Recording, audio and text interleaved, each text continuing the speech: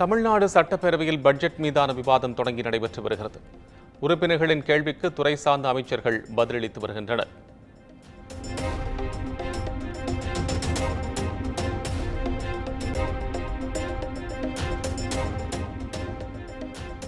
நியாய விலை கடைகளில் பொருட்கள் தங்குதடையின்றி வழங்கப்பட்டு வருவதாக பேரவையில் அமைச்சர் சக்கரபாணி பேச்சு. தேவை இருக்கும் நிலையில் நடமாடும் நியாய விலை கடைகள் அமைக்க நடவடிக்கை எடுக்கப்படும் என்றும் உறுதி.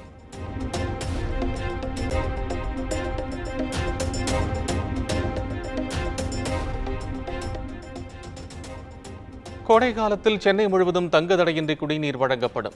சட்டப்பேரவையில் உறுப்பினர்களின் கேள்விக்கு அமைச்சர் KN நேரு பதில்.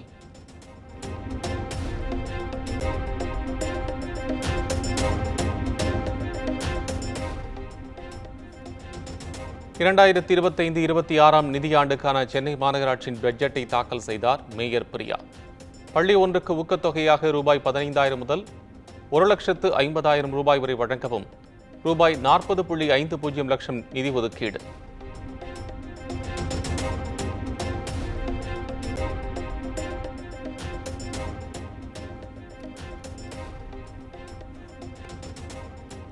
புதுச்சேரியில் வீடு வீடாக சென்று ரேஷன் அரிசி வழங்கப்படும். சட்டப்பேரவையில் முதலமைச்சர் ரங்கசாமி அறிவிப்பு.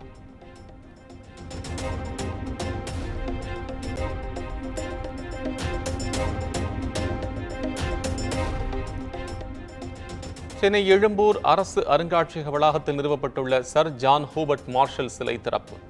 முதலமைச்சர் MK ஸ்டாலின் திறந்து வைத்தார்.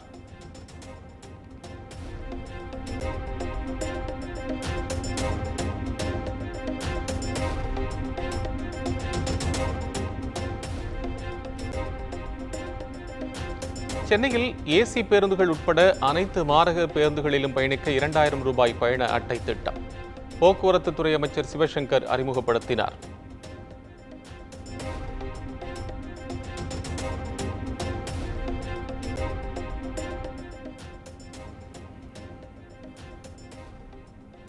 தொடர்ந்து உயர்ந்து வரும் தங்கத்தின் விலையால் நகைப்பிரியர்கள் அதிர்ச்சி. இன்றும் சவரனுக்கு 320 ரூபாய் உயர்ந்து 66,320 ரூபாய்க்கு விற்பனை.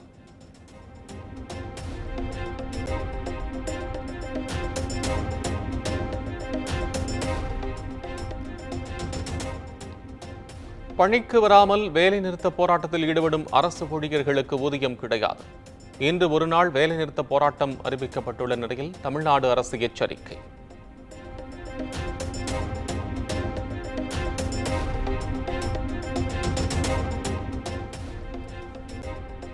சென்னை வள்ளுவர் கோட்டத்தில் இனி போராட்டம் நடத்த அனுமதி இல்லை. மாறாக திருவல்லிக்கேணி சுவாமி சிவானந்தா சாலையில் இடஒதுக்கீடு செய்து காவல் ஆணையர் அருண் உத்தரவு.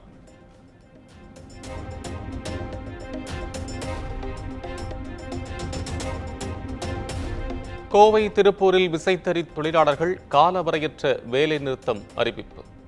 போராட்டம் காரணமாக 1,25,000 விசைத்தறிகள் நிறுத்தப்பட்டுள்ளதால் 30 கோடி ரூபாய் வரை உற்பத்தி பாதிப்பு.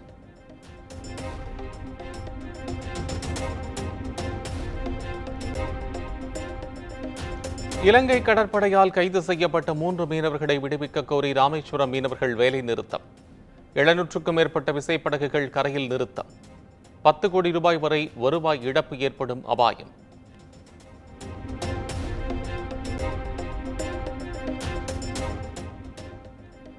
மீட்டர் கட்டண உயர்வு உள்ளிட்ட கோரிக்கைகளை வலியுறுத்தி ஆட்டோ ஓட்டுநர்கள் வேலை நிறுத்தம். சென்னை, செங்கல்பட்டு உட்பட 4 மாவட்டங்களில் அறிவித்திருந்த நிலையில் ஒரு சில இடங்களில் வழக்கம் போல் இயங்கும் ஆட்டோக்கள்.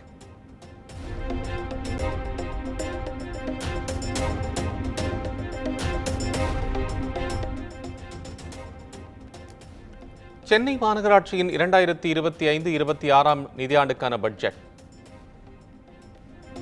பட்ஜெட்டை தாக்கல் செய்தார் மேயர் பிரியா.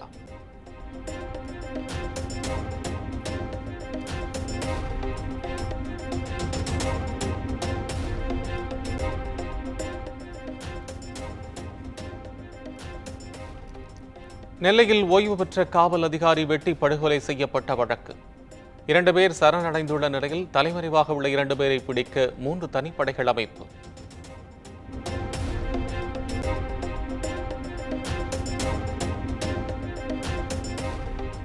மதுரை ஈச்சநேரி பகுதியில் பாதி எரிந்த நிலையில் தனிப்படை காவலர் உடல் மீட்பு.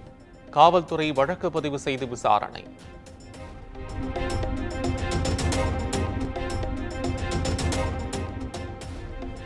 திருப்பரங்குன்றம் சுப்பிரமணிய சுவாமி கோயில் பங்குனி திருவிழா தேரோட்டம் கோலாகல். ஆயிரக்கணக்கானோர் தேரை விடம் பிடித்து இழுத்து சுவாமி தரிசனம்.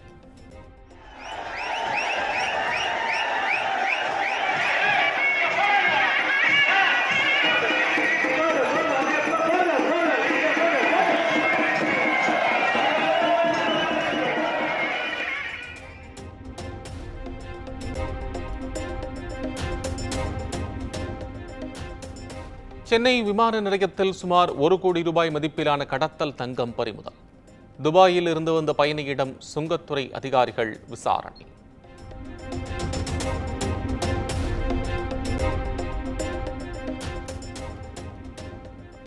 வருகிற 22ஆம் தேதி 6 பேர் கொண்ட உச்சநீதிமன்ற நீதிபதிகள் குழு மணிப்பூர் செல்கிறது. வன்முறையால் பாதிக்கப்பட்டு நிவாரண முகாம்களில் உள்ள மக்களை சந்திக்க இருப்பதாக தகவல்.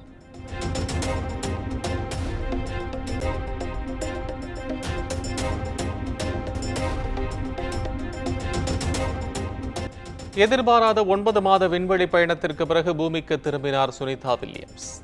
புன்னகைத்தபடி டிராகன் விண்கலத்தில் இருந்து வெளியே வந்தார்.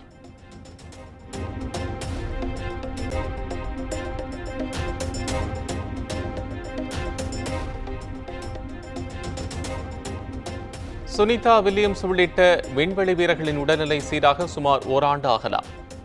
விண்வெளியில் தங்கியிருந்ததால் எலும்புகள் தசை நார்கள் பலவீனமடைந்திருக்கும் என்றும் எழுந்து நடக்க முடியாது என்றும் விஞ்ஞானிகள் தகவல்.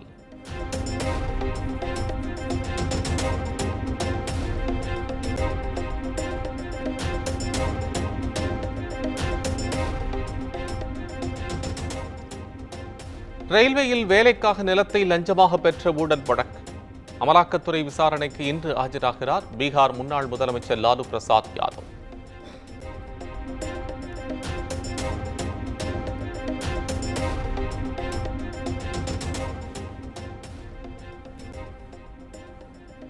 செப்பாக்கத்தில் நடைபெறும் சென்னை மும்பை அணிகளுக்கு எதிரான IPL போட்டி.